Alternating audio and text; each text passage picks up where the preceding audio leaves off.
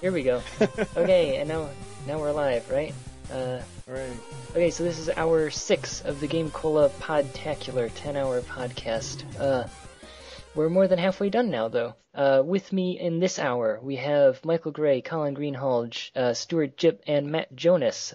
We have quite a packed hour this hour. So Can I just say thank you? Thank you for pronouncing my name correctly, because the first time I did one of these, it was a disaster. Oh, did I pronounce it correctly? How is it? You did pronounce it correctly, and I'm eternally grateful to you, because no one else ever in my entire life has done that. I just guessed. I've heard all sorts of exotic pronunciations, but Yikes. no, that was correct. Okay, Hello. How's it pronounced incorrectly? Gib, Ugh. Gab, all of the different vowels. You know how it is. Yeah, I don't know if you do know how it is. Well, anyway, this is nothing to do with anything. I'm sorry. I got us sidetracked already. Do you see Alex Jed, or does it actually show my full name? No, I see Alex Jed, but I assume that was your full name. Oh, well, hold on. My last name. Can you see the chat? I can. Oh, yeah. Yeah, I'm not going to touch that one with the... Yeah. So, yes, I know how it goes. Okay. But anyway, okay. Everybody spells my name incorrectly, Michael Gray. I would spell it with an E, because I live in Britain. So it's because you're British, and people don't understand that's the British spelling, but I'm not British. It's also the correct spelling. Oh. Yikes. Okay, so let's go. I'll give everyone an order. Michael Gray, Colin, Stuart, and Matt. Go in that order. Introduce yourselves. Oh, that means I'm first. Yes. Hey everybody, my name is Michael Gray. I'm a writer for GameCola, and I'm going to be on the podcast for 2 hours, so I'm actually going to be playing a game while podcasting. Tisk. I've got a game called Awakening Moonfell Wood, and one of the achievements is finish the game in under 2 hours. So I'm going to see if I can unlock the achievement during the podcast. Yikes. So I'm not going to pay any attention whatsoever. Oh, okay. That's cool. You're on here earlier anyway. I think I was next. Yes. I'm Colin Greenhalgh. I think you pronounced my name all right. And I don't really do anything for GameCola anymore. I do art every now and then. I did some of the site design, the site layouts, and not much of the layout, but the logos and stuff. Yeah, you did the beautiful art for my recent fan fiction, crossover fan fiction. I did do that Teenage art. Mutant Ninja Turtles. I had fun drawing Teenage Mutant Ninja Turtles. The bad dudes were kind of hard to draw because they're usually just pixels. But true. That was pretty fun. I enjoy doing art, so yes. Anytime anyone needs any GameCola art, I'm around. Yes. Don't we have Castlevania art from like a year ago that you still need to work on? Oh man, do I? Did you send me another one and I've just ignored you for a year? Yeah, I'm pretty sure I did. What was the last? Man, I don't know. Aria of Sorrow. Did we put that on GameCola? Because I wrote it. If you want to resend that email, because I do not know where that went. 7. Okay, so that's July 2011 is when I wrote it, and I haven't got the pictures for it yet. Well, we will make it an annual thing. I'll have the pictures for you by July of this year. Yeah. I'm writing that down. Which one was it for, Aria? The one before Aria is Harmony of Dissonance, and you did the pictures for that. Okay, I'm going to search my Gmail for that email. I can resend it. Now let's introduce the next person on the podcast. Stuart. I think that's me. I don't know. I mean, I was really interested in what you were talking about there, though. The sort of the bureaucracy of how GameCola is made. It's really interesting to me. But yeah, hello, I'm Stuart Gipp, and I at this point feel guilty calling myself a writer for GameCola because I haven't actually done anything or uploaded anything in quite a while now, and I have no reasonable excuse for that at all. It's not that I had any sort of problems at home. I've not been hugely busy apart from at work. I could have done stuff, but I've sort of been sitting there and having this sort of existential, what is it to review, you know? That's what I've been wondering lately. Because, and you think about it, because basically I watched this really sort of in-depth and sophisticated film, Ratatouille, and it was all about the psychology of criticism. So that's what it's actually about. You have to look past the talking rats. So that's what it is. And that's where I'm at today. And I was supposed to bring my own subject to this podcast, but I really haven't thought of anything at all. And when I asked about what's already been discussed, they just said video games. And I was like, oh, Okay. Control Alt Delete. You're the person who writes that, right? Oh yeah, I could see that. That is literally all written, all like 13 parts, and it's just me copying and pasting it into a window, and I haven't done it. You know, I will Really? do it. Yeah, Hurry really, up it's with all that. written. I will hurry up with that. But I dislike that animated series. I do. I thought it was poor. I think the writing reflects that. The fact that you constantly insult it kind of gave me a clue. Yeah. So I'm Anyway, confused. Is the character an Xbox or something? How does that work? Or is he a robot? He's like an Xbox who's been made into a robot, which, as I'm sure you've figured, is absolutely hilarious. We're being sarcastic, right? Imagine that. Can you imagine an Xbox that's also a talking robot that has disdain for humans? Because I've never seen a robot with disdain for humans as a comic archetype before, ever. It's not been used. Anyway, I think let's introduce someone else, please. Please introduce someone else. Hey, the man who needs no introduction, Matt Jonas. Thank you very much. I'm Who Matt is Jonas. What? You don't know who I am? Have you been to GameCola? He's the British one. Oh yeah, you're the guy who writes literally everything. Yeah. Yeah, that's me. I don't write everything. Thank you very much. I just write most of the bad stuff. Notice you how gave no one is actually doing that. Okay, I just found the boat paddle in my game. Oh, good work. I'll give you guys updates as I keep Fantastic! playing. Brilliant. If you can I find know another these, one, dude. if you can find another boat paddle, you've got a party going on there in some kind of boat. Well, no, it's really only one person who's going to be sailing in the boat. She needs to sail across Moonfell Lake. Michael. Well, she still needs more than one paddle, or she's just going to go around in circles. Michael, Yeah, that's my question. do you realize? What? Yeah. Okay, there's a flaw in your plan. What's my plan? You're going to sail around with paddles. Oh yeah, I can see what he's saying now. Yeah. There's a slight problem here. Okay, I solved the puzzle. I'll get to see what it looks like. There's a cutscene of her sailing across the lake. I don't know if she's paddling or sailing or what. She's boating across the Right. lake, is what you're trying to say. Yeah. I'm not She's sure. I operating. haven't gotten to it yet. Here we go. Come on. I need to find another bird in this picture. What? So, a conversation What is topic. happening? I have no idea what's going on. It's a casual game I'm playing, obviously because you can play it in under 2 hours. Well, I don't know. Well, I mean, I heard you mentioning trying to find an object, so I figured it was a hidden object casual thing. I thought, You know? Okay, here we go. The game calls it Drifting to Destiny. That's the name of the achievement for making it across a lake. So she is drifting across the lake. You don't even need an oar Oh, for yeah. that. You just kind of push the boat. Across the lake, is it a place that's called Destiny, or is it like a metaphorical destiny? It's a metaphorical destiny because she's going to find out what happened to her parents. When It's you one get of- across the lake, do you unlock anything? No, it's just a new area with new puzzles. Do you get like iron sights or like I don't know, like you drop a grenade when you die or something like that? I don't. Why Look. would you keep playing? A lot of the achievements are just something you have to do in order to beat the game. You're playing Portal 2, right? Because I don't remember any of this happening in Portal 2 at all. I don't remember there was some water, but I don't remember a boat. I don't remember any puzzles really. I don't think there were any puzzles in Portal 2 at all. I've never played Portal or Portal 2. Well, it's pretty much exactly what you're describing. That's a shame, you know, because they're the best games GameCola has ever heard of. You know that, right? Yeah. I don't like first-person shooters. All first-person shooters across the board. Oh, that's how you annoy Portal fans. Seriously, that's like the main way. I know. Like, that game would be a whole lot easier if you did have a gun, though. It's true. True that. Yeah, and better. Let's face it. But everyone at GameCola likes Phoenix Wright as well, and those games are freaking tedious. So I don't know. You know, Ow. just trying to get something going here, you guys. They have some humor. Let's go back to the unicorns. I'm sorry. No. All right. wait. There's only one game that has acceptable unicorns, and that's Peggle, as far as I'm concerned. What other games You have want- unicorns? That's it. There is only one other game. That is the only game that has unicorns. What about- Apart from Peggle Knights, obviously, that's just more Peggle. This game has it. The one about the princess. She rides off on a Portal magical 2. unicorn. Yeah, Portal 2. Portal 2, I played the whole game and I genuinely can't remember there being any unicorns, but it's possible that I missed them because there's so many hilarious Easter eggs and such. You know? It's such a funny game.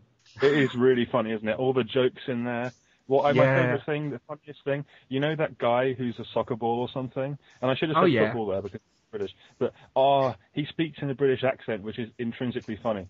That's, and all as British a British people, person, always funny. Every time I hear a British accent, I laugh until I'm physically ill. I cannot even. I can't go outside. I can't actually go outside. I can't leave the house. To be fair, Steve Merchant is pretty funny though, and he happens to have an English accent. Yeah, that is true, I suppose. My favourite joke is when he is kind of unsure about something and is insincere. That's my favourite joke. I also like the joke where he is being jovial, but at the same time he's also being malicious. So, do you not enjoy Portal? Is that what this is? I like Portal. I like Portal too. I thought it was pretty good. I liked the beginning. I thought it was amazing, and then I liked the end. I thought that was amazing, but I thought the middle sort of 4 hours when you're under the ground, I thought they were shit. I was really, really bored by that. But then I went online and said so, and everyone told me to fuck off. So, sorry, can we swear on this? I've not established that yet. I apologize if not. I think all of our listeners are under 18, but whatever. Oh, okay. I'm sorry, listeners. I haven't heard on the schoolyard. I'm a really bad influence on our listeners. Yes. Sorry. Now, yes, I think in general, Mr. Stuart, you're the one who doesn't like video game humor in general. Not in general. I have more of it's less of an issue with that than it is with the way some of it's held in esteem. I think you get stuff like you get stuff like Sam & Max and like Monkey Island, and I do like those games, but I would never. I mean, if those jokes were in like anything else, they would be just ignored. I can't recall laughing out loud at them, and the Telltale Adventures I think pretty much universally horrible. But there are games with humor elements that I do like Full Throttle. I think does it really well. Everyone likes Full Throttle though. If you don't like Full Throttle, then I don't know what to do. I think there was either a podcast or an article or something previously where we discussed that the concept of combining random items wouldn't really fly in like a book or a movie, and it wouldn't be as funny in any of those. But for whatever reason, people seem to enjoy them in video games. Yeah, I have issues with adventure games that have that kind of moon logic though. I like stuff like Broken Sword because the puzzles generally make sense apart from like 2. I mean, they're still difficult, but when you figure them out, they're actually logical. And with Monkey Island, like Curse of Monkey Island, within about 10 minutes, you have to like attach a bird to a balloon or something, or something like that. You're in quicksand. I think you attach something to a balloon and float it over to a snake, and that somehow helps. And it's like, okay. And like one of the first things you do in Sam & Max Hit the Road is you use Max on a cat, and it's like the only way I would have got that is by going through all of the different like icons one by one. And that's not that fun. I would rather watch that be played, It's definitely, I feel the same way about adventure games, actually. I think they're really boring unless you know exactly what you're doing. And that defeats the whole purpose of it being a game. So I'd rather watch a Sam & Max movie. Because I enjoy the humor in Sam & Max, and I think it was a really well done, pretty game. But, like, knowing what to do is playing the game a second time when you know what to do and just going through it is way more enjoyable than like struggling with randomly clicking on shit. This is being mentioned in the chat, but this is like this bash Paul while he's not here to defend himself. Hang on, sorry. Hey, we haven't mentioned Paul by name yet. But we've mentioned Paul. What are we talking? We've mentioned all the things that Paul loves and said why we don't like them. Sorry, let's talk about his wife now. If we're talking about all the things Paul loves and then insulting them, that's next on the list, right? Yikes. I'm not sure if anyone want to broach this subject. No. Well, his wife, I'll pass on that. Yeah.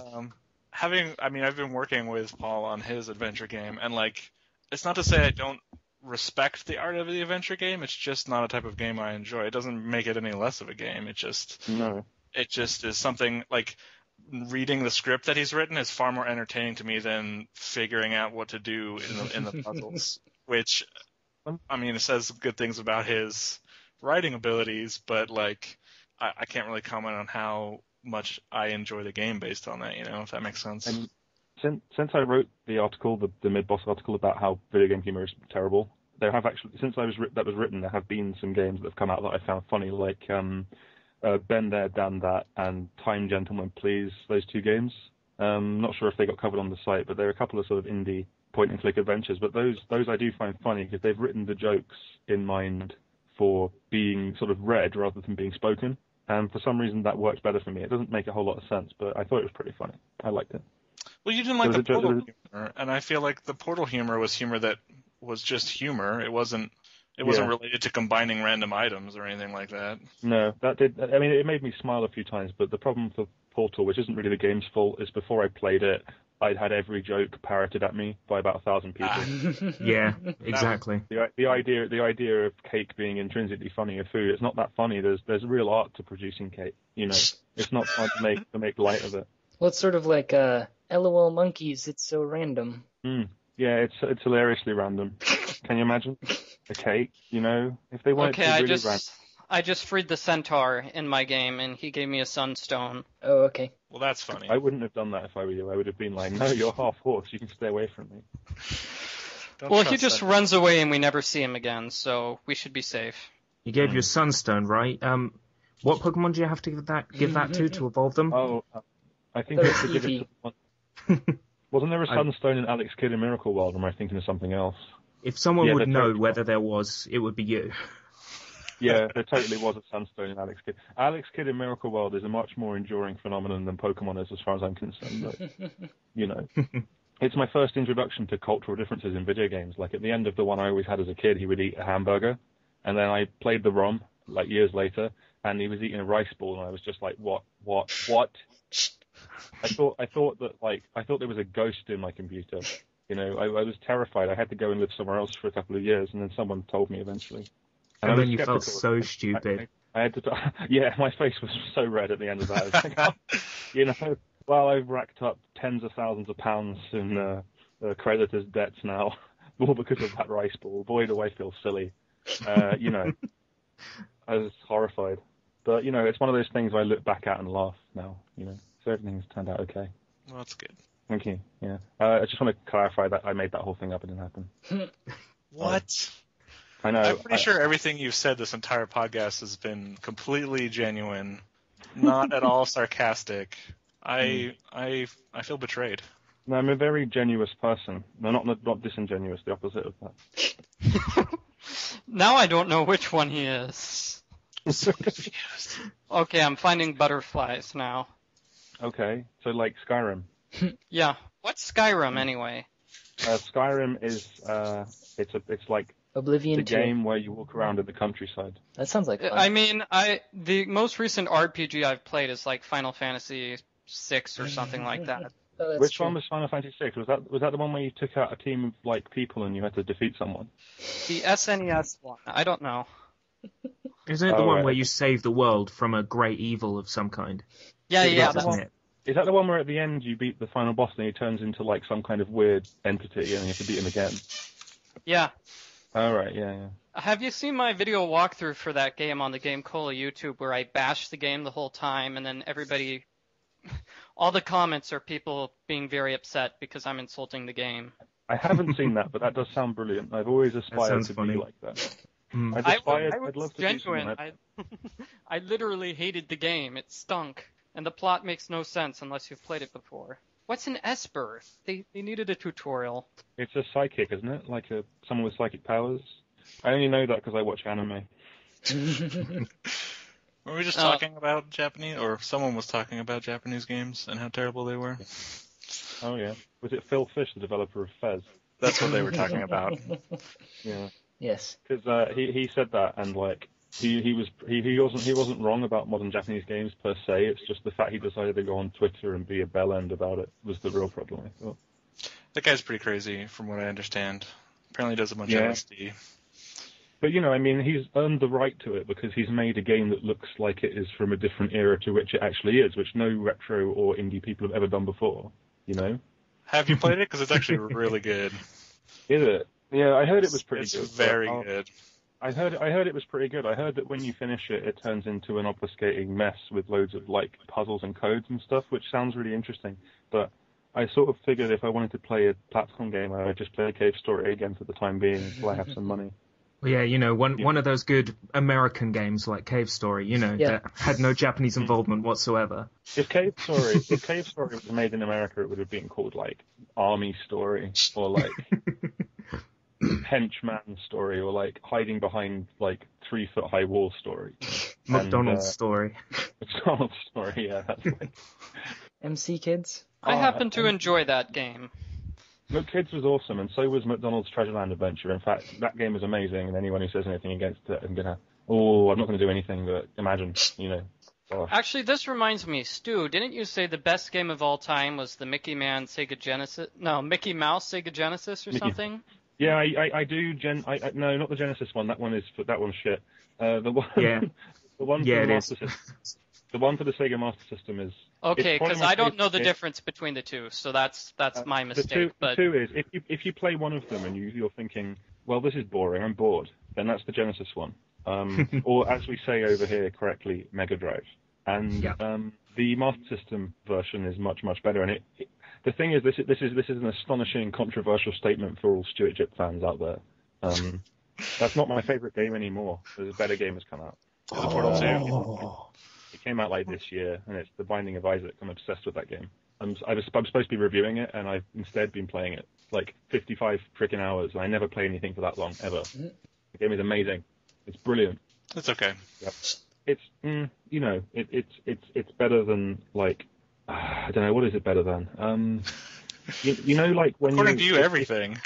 Well, I mean, if like say that you're like in a relationship with someone, like married to someone who you love, and then like you have a child together, and the moment of the child's birth, that it's better than that. Is it better than lying down on a summer's day on a nice grassy field and the breeze is blowing through your hair? Is it better than that? Yes, it is better than that. It's also better than Sexual Climax, I would say. Wow. I'm not going to go into more detail there, but I would say it transcends the experience in many ways. Well, not that many ways. And what is the name of the game? Probably Portal 2? The Binding of Isaac. Now, Portal 2 was significantly less interesting to me than Binding of Isaac was. It's a great game. I think we should talk about that for a full hour. I don't know anything about it. Well then, I suppose you guys had better leave. This was the problem about me being on the hour with all you guys, because we have played like no games in common. That's okay. We can always argue about like games. That's always fun. Yeah, which is, we tried this once on the GameCola podcast before with me and Colin trying to talk about 3D games. And none of us have actually played 3D games, so it was... you mean 3D like coming out at your face, or 3D like PS1? I don't... like coming out at your face. Oh, right, so like 3DSs. It was to celebrate the 3DS, and we were preparing for that by having a podcast about 3D games, and neither of us have played any games in common, so... Well, if it helps, I played the 3DS a couple of times, and I just turned the 3D off because it was shit. It was hurting my eyes. I bought a 3DS, and I can confirm it's rubbish. It's plain up straight rubbish. I will buy a 3DS when they bring out something that interests me, like a Mega Man game, but then they cancelled it, so... no. That's the game I bought my 3DS for. Okay, I met the Queen of the Fairies. I met the Queen of the Fairies now. You met Paul Franzen? Paul's not in this game. Ow. Is he still listening, or he stopped listening 5 minutes ago? I think he stopped listening a half hour ago. Yeah, when we were bashing... Oh, no, he's still listening. The funniest thing is I'm on thin ice, so that's probably going to tip it over the edge and I'm going to get fired now. Yikes. Yeah, you're going to get a cut in your pay. Yeah, that's pretty much. Yeah, I'm going to get less money from my Google ads. Yeah. From all the people who click on my review of Hector Badge of Carnage, even though there's already one on the website. Did you guys enjoy that game in any way, shape, or form? I didn't. But you're British, so you probably understood what he was saying half of the time. Yeah, that in a way that made it worse. If I was like from elsewhere and I didn't have the sense of if it was like a different culture, it would be more interesting, I think. But it's not. It's just if I wanted to see like 12-year-old girls being like psychotic and sexually aggressive, I would just go to the bus stop down the road. I don't need to like play a video game of it. I really dislike that game. So for someone whose introduction included information about the zen of commenting and critiquing. You're very critical of everything so far in the podcast. I hate everything. That's the thing. Except for The Binding of Isaac, I think that's really good. I don't like it. But that is about an abused child, so you can see there's kind of a crossover there, isn't there? I don't know. Don't know much about your past, but we're learning, I think. Yeah, The Binding of Isaac is just like a documentary about my upbringing. That's terrifying. Yeah, I know. It was terrifying, but on the plus side, I do have laser eyes now, so nobody messes with me anymore. Yeah, I'll stop contradicting things that you say. Matt, how are you? Matt? I'm fine, thank you, Stu. It's good What do you guys think about the Prime Minister? Who is the Prime Minister? I can't think of anything. Can we don't pander to the British? Typical Please. American here. You don't really want to ask that question. Please do not get me started on the government, thank you. Britain is ruled by a king, thank you. Yeah, we're angry liberals and we have a conservative government, so... A terrible conservative government. We have an awful government who is led by a man who is genuinely Satan. Yeah, the king of England. Yeah. We're the opposite situation here. We've got a crazy liberal in charge, and so all the conservatives are angry. That's pretty funny. I mean, anything that upsets conservatives is okay with me, to be perfectly honest. But we in Britain, we wear our politics on our sleeves and on our newspapers, and you know. You have newspapers in Britain? Yeah, we have loads of newspapers. They're all named really cool names as well. We have the Times, and we have like the Mail, and we have like the Sun. The Sun is a newspaper. Like, it's not a celestial body at all. It's a newspaper. We have newspapers with those kinds of names over here too, though. No, I'm pretty sure you don't. I'm pretty sure you're wrong, and they don't. The Phoenix newspaper is called the Sun because it's very hot there. That's all. Our paper is called The Sun because on page 3 there's pictures of ladies' bosoms. That is true. Doesn't relate. That is true. Weird. That is actually true. Well, actually, You want to get a newspaper? I mean, not in America, but in Canada, my friends have the Calgary Sun, and that is actually what they complain about the most, is it, like, there's nothing in the Sun except for, like, girls.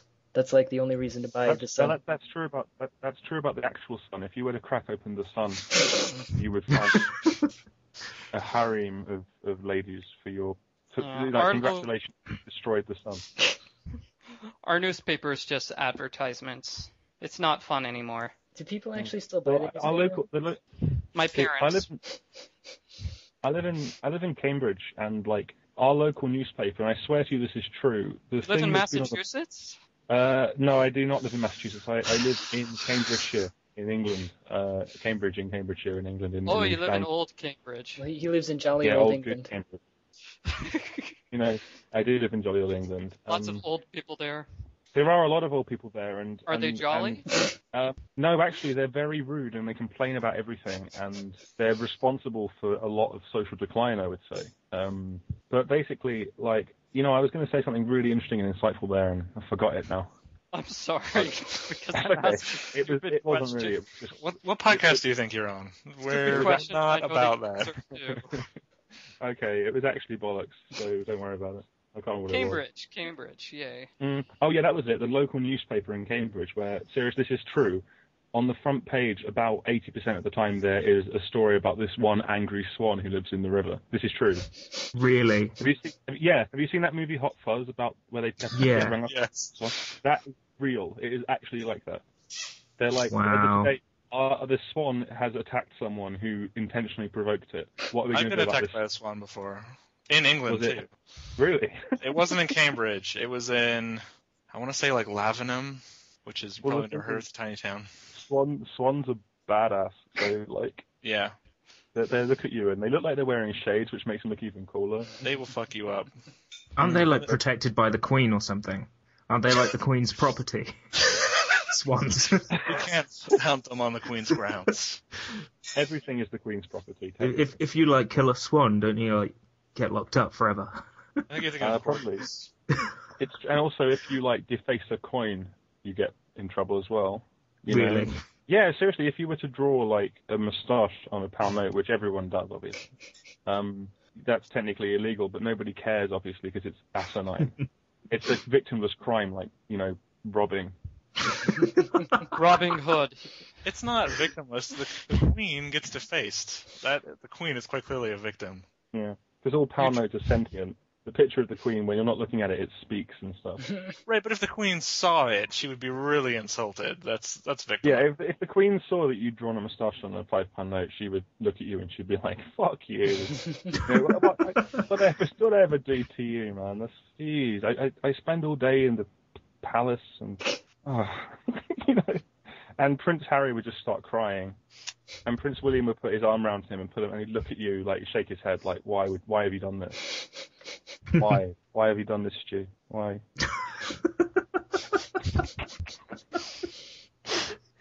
Wow. Okay, I got some oil, so I'm gonna put it on the lamp to light the lamp with the oil. Yeah? Give it a sensual massage.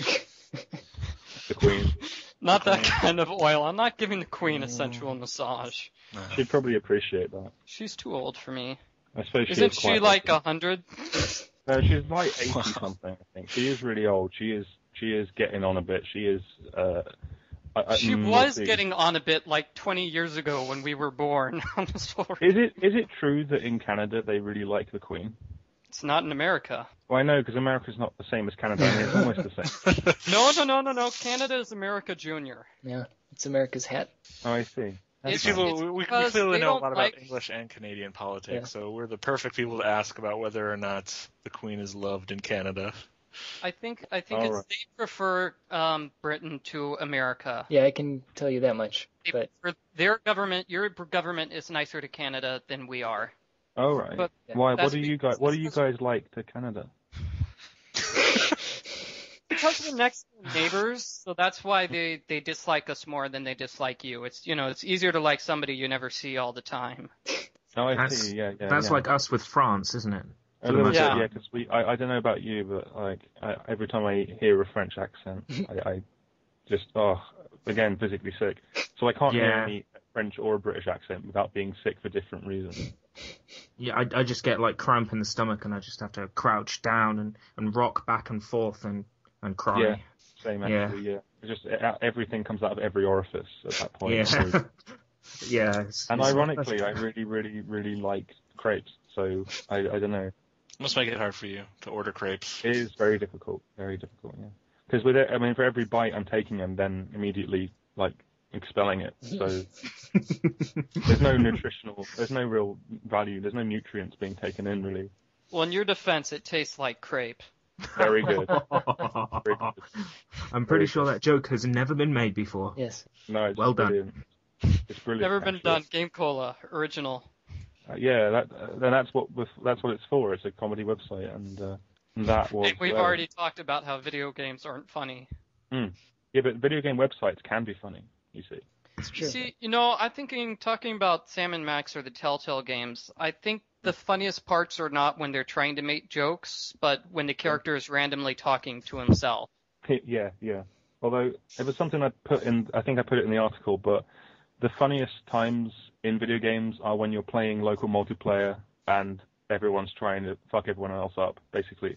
The funniest game ever made is this really obscure Mega Drive / Genesis game called Dash and Desperados, which for a period, I tried to mention it in everything I wrote for GameCola, and I succeeded. There's like 5 articles on there that have mentioned it.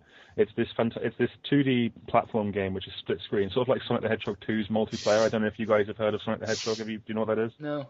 Yeah, see, I don't know the difference between the Segas, so it's a Sega game. Well, do you know what Sonic the Hedgehog is? It's this platform game about this. There's guy. something about I can't say running. I've heard of it. There's something about running. That's all I know. Yeah, basically it's a split-screen platform game, Dash and Desperados, where you race each other. Have you played this, Matt? I think you feel like you should have. I think you told me to play it and I tried it, Yeah, but basically I only you really need to played play it for like 2 minutes. You need to play it on 2-player, on local, on split screen. It's fantastic. You run along, you try and get to the end, you trip each other up, throw bombs at each other's faces. It's just like real life. It's brilliant. Yes. Yeah, Yeah. just like real life. Me and some That friends and were stuff working like- on a game like that for a while. Didn't get made Oh though. yeah, you should definitely finish it. Oh yeah, It's you basically work for Mario Kart. I do right now, but we were previous to that. We were working on one. And it's basically like Mario Kart, but a platformer, right? Is that what you're talking about? Kind of, in a way. In a way, yeah, it is. It's a race where you can interfere with your opponent with weapons and trip them over. And it's stuff like that and stuff like Smash Brothers, which is really funny to me, where it catches you in a certain way and it gets really frenzied, and that's really funny. That makes me laugh a lot, that sort of stuff. What about games like Bomberman when you're throwing all the diseases around? See, Bomberman should be hilarious, but I just find it really stressful and I get infuriated by it, and I love it at the same time. It is infuriating, but it's so much fun to pick up a disease like the bomb diarrhea and then just run into all the other people and spread it around. So the game, I've got a comment here. Well, you're saying you didn't like Bomberman, so the game is more like a Bummer Man? Oh, he's on fire this evening. Oh! Round of applause. Yeah, absolutely. This is why there isn't any humor in video games. It's because I keep jumping in. Because of you. It's because you keep sucking the humor out of them. You're so funny that video games don't stand a chance. Yeah. Anyone who's associated with you is just going to find the rest of their lives basically meaningless for that reason. You know, you just make them seem sort of grey and empty. But yeah, with Bomberman, the problem is, and this is going to sound like bragging, but it's genuinely not. I find with Bomberman, there's only so good you can be at it before every match is a stalemate. Is that reasonable? Like, you're always going to end up in the middle, and you're always going to dodge everything because you know exactly how the mechanics work. Yeah. And that's why it's not really that fun. And the only way you'll ever lose is if you get distracted or make a stupid mistake. And I kind of prefer it when you're. Actually, come to think of it, that makes perfect sense, doesn't it? I don't know what I'm talking about. Oh well. I prefer fighting games anyway. Whatever. I know it's Bomberman, it's for babies. I'd rather play like I don't know, Melty Blood or something. Melty Blood. Yeah, Melty Blood. It's good. It's really fun. Yeah. Quite do characters like have 32 selectable colours or something in Melty Blood? Yes, they do, and that's what I've always wanted from a game. Selectable colours. Yeah. Jetty, do we have a trivia question? Oh yeah. I don't. Do you? I mean, I was saying we could have a British trivia question. Whoa. Okay. Bring it on. Who is the King of England? No. It's King of England Tony Blair. We know that. Duh. Currently we have the Queen Elizabeth II, and when she's died, which will probably be like tomorrow or something, like we'll have King Charles, which is Prince, because he's currently Prince Charles, do you see, and there's a condition attached where if the Queen dies, then he becomes the king, and that's what we're trying to avoid. So we're trying to keep the Queen alive for as long as possible. Are you gonna get deported for saying that the Queen is gonna die tomorrow?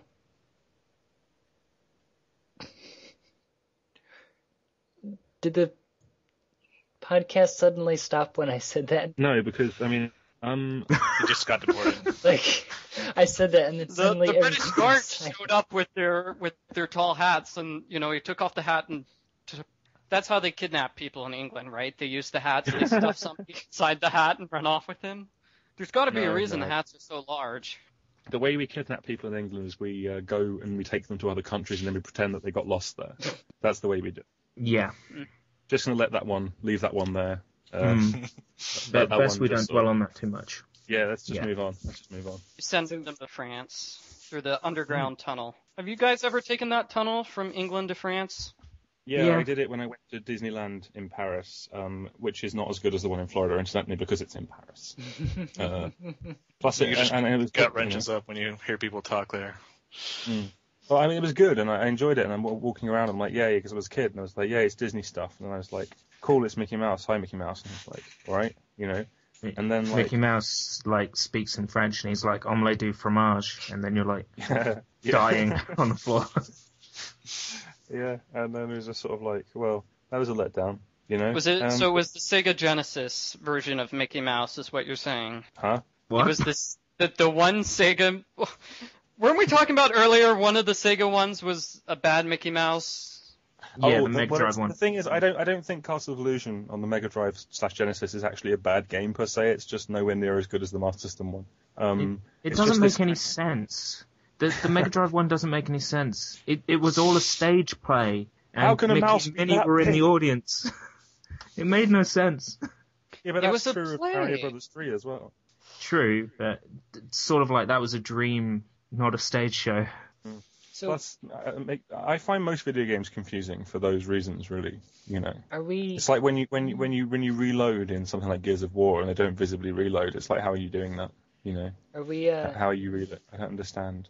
But Gears of War is, that's a game, isn't it? It's a video game. That's a video game. I like it. Okay, it's fun on 2-player. I mean, the thing about Gears of War is all 3 games in the series are literally the same. That's because they're serious. They add very little. They're refined, and I still like all of them, but they are very similar, I think. Well, I can't really go back to the first one after the third one because it's been so finely tweaked. But yeah, they are very, very similar games. Yeah, they are good. I'm not slagging them off here. They are good games. So people complain about this a lot with the Call of Duty series, with Gears of War. Yeah, I like Call of Duty. You know, it's a massively controversial position because, you know, I mean, they sell 20 billion, so obviously no one likes them. But Call of Duty, I got no real issues with. I mean, yeah, the online community is just a bunch of arseholes probably, but I really liked playing the campaigns in those games. It was just this kind of fun, silly escapism that I like. So, are we going to ask a trivia question? Oh yeah, what is it? What's the trivia question? Do it. Michael Gray. Hey, we should ask a trivia question we know the answer to as well. I'm busy playing the game. I'm sorry. You're asking a trivia question. And then we got distracted by he got deported for a second. We should...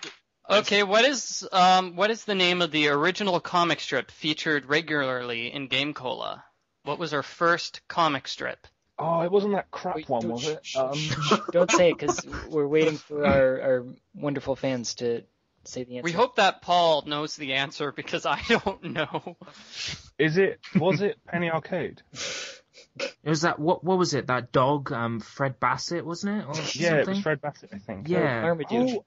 I remember that was really funny. Marmaduke. Wasn't it Foxtrot or something like that? I didn't. You guys are naming, like, real comic strips. Was it Garfield and Friends or something? I don't understand. Is this some sort of British humor, or... Wasn't it that one about that orange lazy cat? I can't remember. I love that one. But no, the first one to appear on GameCola. Yeah. Regularly. Wait, hold on. Someone in the chat said it already, so you guys can... What is the answer? Lofi Carl. Oh, that was it. I knew it was something like that. Really? Yeah, I've heard of that. Because I was writing for it back then, and I do remember Lofi Carl, because I remember looking at it every month and just going, oh, you know? See, this is why the author of Lofi Carl said he wasn't going to show up on the podcast. I don't understand what loafy means. What does it mean? Does it mean he's a loafer? Yeah, I think it means... Loafing about. It means he likes bread, doesn't it? Isn't that what it means? Yeah, something like that. I don't really remember it that well, but I recall there being a Control-Alt-Deleteness to it, because it was kind of about a man who would treat people unreasonably for asking reasonable questions, which is what Control-Alt-Delete is about. It's about Ethan, who's like, he works in a game store, and like someone comes in who's like a complete noob. You know, they don't know what games are really, and they're just in to try and get something for their son or something, you know. And they're like, excuse me, will this play on like an Xbox? And he starts treating them like shit. He's just like, you're so stupid, You know, it's like, no, you should be fired and killed in that order. How can you like connect to this character? How can you like this character? If I hate Ethan, and I hate. And also it's. No, maybe I shouldn't directly say that. Oh well. I'll let that one go by the wayside. It's been alleged that Tim Buckley is engaged, the author of Control-Delete, is engaged in certain illicit things. It has been alleged that he may have emailed pictures of a certain part of his body, his penis, to someone who is underage for receiving such images. It has been alleged, even though it is definitely true, and it happened. And not that it has any reflection on his comic output, it's just that his comic sucks and isn't funny, so there you go.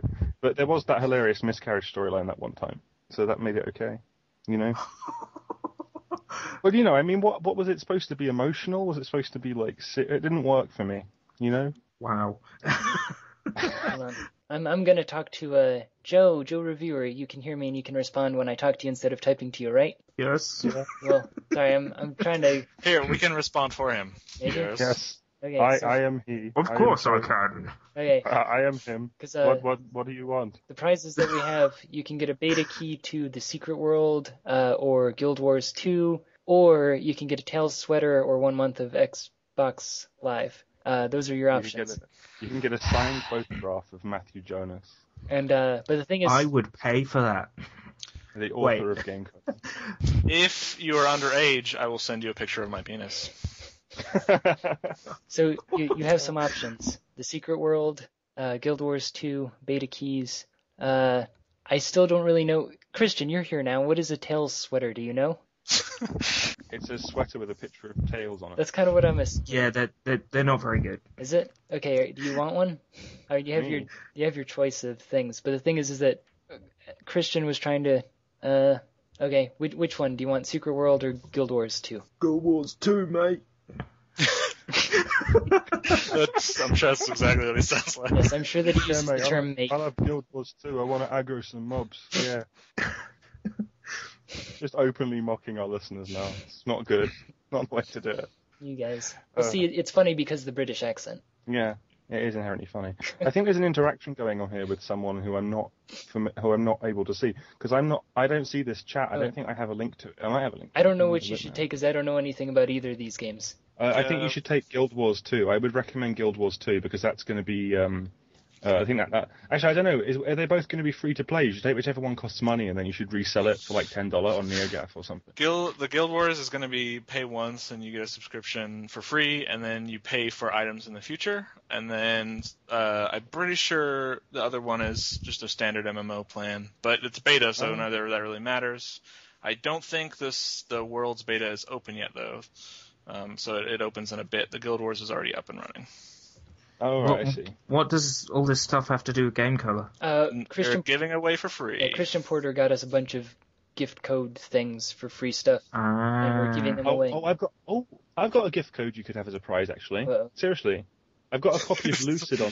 I've got a copy of Lucid on Steam, but it's shit. It's shit. So you don't want it. It's really, really bad. It's probably the worst game. I don't recommend it. Plus, if you have Windows 7, it will not function. Just absolutely avoid it. There we are. Well, in the essence of wrapping things up, I think I'm going to give this guy a copy, or the Guild Wars 2 beta key. So let's give a round of applause. Yay! Hey. Okay, and but this hour is over now officially.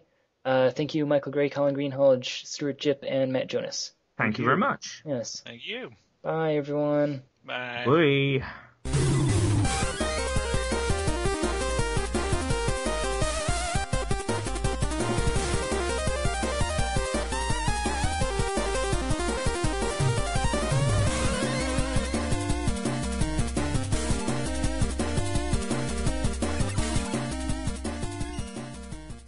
Oh, good. I was worried, but you two clearly have different voices, so we can tell the two British speakers apart. You sod. The secret joke is, at the end, it turns out we are in fact the same person somehow.